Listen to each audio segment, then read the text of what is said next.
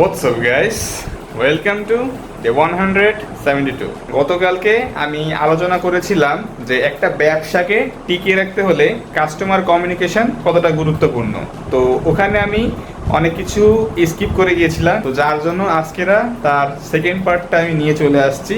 তো আসলে আমি চাচ্ছিলাম যে তোমাদের যেহেতু একটা বিষয় ভিডিও আমি শেয়ার করছি বানাচ্ছি, তো একদম পরিপূর্ণ আকারে সব কিছু তোমাদেরকে বলে দিই, যেন তোমাদের বিজনেসটা যখন তোমরা করবা, যখন কমিউনিকেশন করবা, তোমাদের যেন আগে থেকে এইসব বিষয়গুলো যেন নলেজে থাকে যে এইসব জিনিসগুলো আমাদেরকে করতে হবে, মেইনটেইন করতে হবে। তো তার জন্য আজকের আমি একটা সেকেন্ড পার্ট নিয়ে আসলাম আজকেরা। সো আর বেশি কথা না বাড়িয়ে চলো শুরু করা যাক। আমি আগের ভিডিওতে বলেছিলাম যে ব্যবসাকে টিকিয়ে রাখতে হলে কাস্টমারের সাথে সবসময় ভালো ব্যবহার করতে হবে, তাকে সেই সম্মানটা দিতে হবে। তার মানে এই না যে শুধু অসম্মান করলে বা এইসব করলেই ব্যবসা এখানে ড্রপ হয়ে যাবে। এরকম অনেক কারণ আছে যেখানে তুমি এই বিষয়গুলো অবহেলার চোখে দেখলে তোমার ব্যবসা একদম ডাউন হয়ে যাবে। সো আমাদের প্রথম মিস্টেক হচ্ছে, আমাদের অনেক উদ্যোক্তারা করে কি, যখন একজন কাস্টমার ইনবক্সে আসে একটা প্রোডাক্ট কেনার জন্য, তখন সেই কাস্টমার নক দেয় যে ভাই এটার দাম কত বা ছবি টবি দেন, ডিটেলসে কথাবার্তা তারা বলতে চায়। তো আমরা কি করি, এখানে অনেকেই আছি করি কি, ডাইরেক্ট আমাদের যদি থাকে ওয়েবসাইট থেকে, ওয়েবসাইটের লিঙ্ক দিয়ে দিই, বলি এখানে ক্লিক করে আপনি আপনার পছন্দ মতো স্ক্রল করেন, যে প্রোডাক্টটা ভালো লাগে সেই প্রোডাক্টটা ওখানে অ্যাড টু কার্ট করে পারচেস করে ফেলেন। কারণ আমরা আসলে চাই না যে সাইজ কোনটা নিব, এটা না ওইটা, মানে আমরা সেই হ্যাসেলটা নিতে চাচ্ছি না। বাংলাদেশে এই কালচারটা এখনো গড়ে ওঠে নাই যে সবাই এই ই কমার্সে মানে এই ওয়েবসাইটের মাধ্যমেই তাদের পারচেসটা করবে। সবার আসলে সেরকম মেন্টালিটি বা সেরকম মানে সেই ইউরোপ আমেরিকার মতো স্মার্ট এখনো আমাদের জনগণ হয়ে পারে নাই। আমাদের জনগণ বেশিরভাগই বার্গেনিং বা তোমার ওই সব কথাবার্তার মাধ্যমেই পারচেস করতে অভ্যস্ত।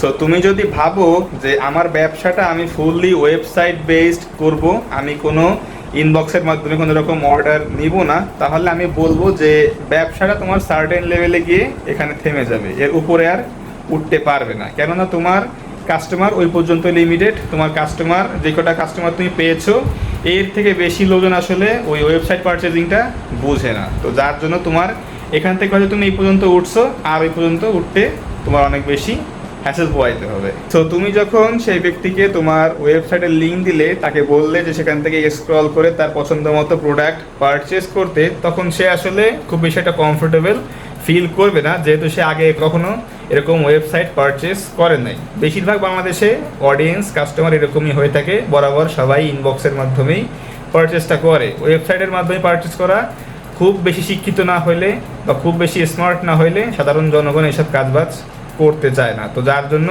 এক পর্যায়ে হবে কি, সে যখন পারবে না সে বলবে না যে আমি পারি না, যেহেতু সে পারে না সেহেতু সে বলবে কি আচ্ছা ভাই থাক আমি গেলাম। যার ফলে কিন্তু তোমার সেই সেলসটা আর হইলো না। তোমার প্রোডাক্ট ভালো, তোমার সার্ভিস ভালো, তোমার মার্কেটিং সব কিছু ভালো, বাট তোমার যে সিস্টেমটা তার পছন্দ হয় নাই, সে ব্যাক নিয়ে নিল, সেই সেলসটা আর হইলো না। ওভারঅল আমি চাচ্ছি এটাই বোঝাইতে, সেটা হচ্ছে তোমার কাছে এরকম কাস্টমার আসবে যে ওয়েবসাইট পারচেস করে অভ্যস্ত, আবার এরকম অডিয়েন্স এরকম কাস্টমার আসবে যে ইনবক্সের মাধ্যমে নেগোসিয়েশন করে পারচেস করে অভ্যস্ত। তো তোমাকে কিন্তু উভয় লোকের প্রতি সেই খেয়াল রাখতে হবে।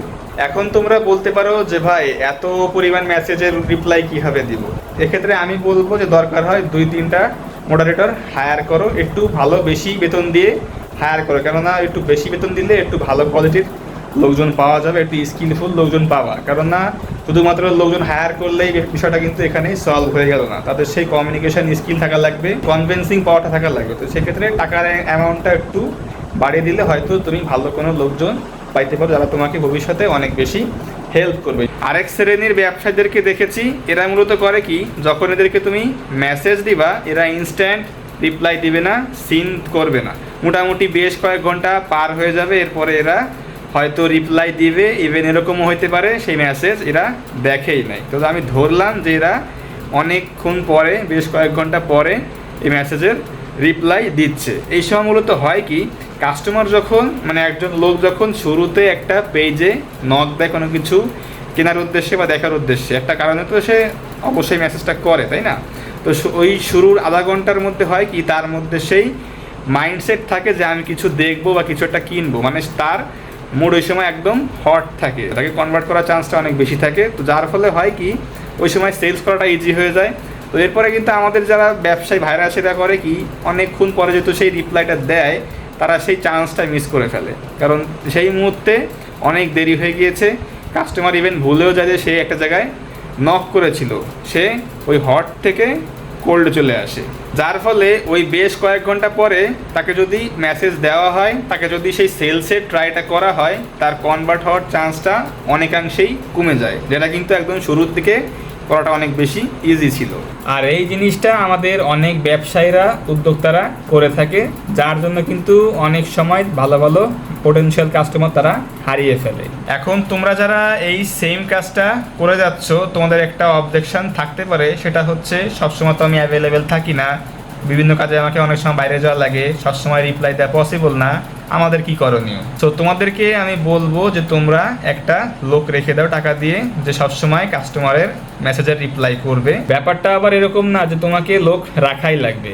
এক্ষেত্রে একটা কাজ করতে পারো, সেটা হচ্ছে অনলাইনে এমন সব লোকজনদেরকে খোঁজো যারা এক্স্যাক্টলি কমিউনিকেশনে অনেক বেশি পাকাপোক্ত, তার পাশাপাশি তারা অনেক বেশি অনলাইনে অ্যাভেলেবেল। মানে হচ্ছে তুমি যখনই তাদেরকে মেসেজ দাও, তারা যেন ইনস্ট্যান্ট রিপ্লাই করে। যদি এই কাজটা ভালো মতো করতে পারো, তাহলে তোমার অনেকগুলো টাকা সেভ হয়ে যাবে। তোমাদেরকে এই ব্যাপারটা আমি আর একটু ক্লিয়ার করি।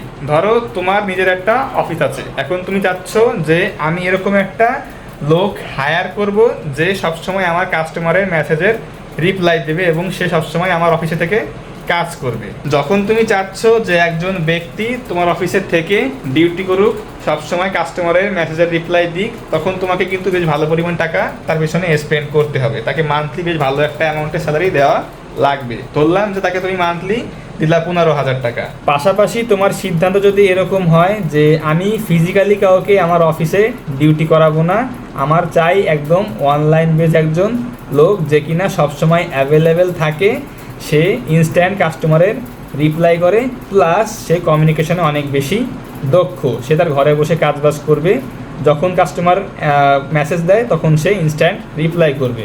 তো এরকম তোমার যদি তখন চাওয়া পাওয়া হয়, তোমার যদি ডিমান্ড এরকম থাকে, তাহলে কিন্তু তুমি মোটামুটি অর্ধেক টাকায় তাকে কাজটা করে নিতে পারবা।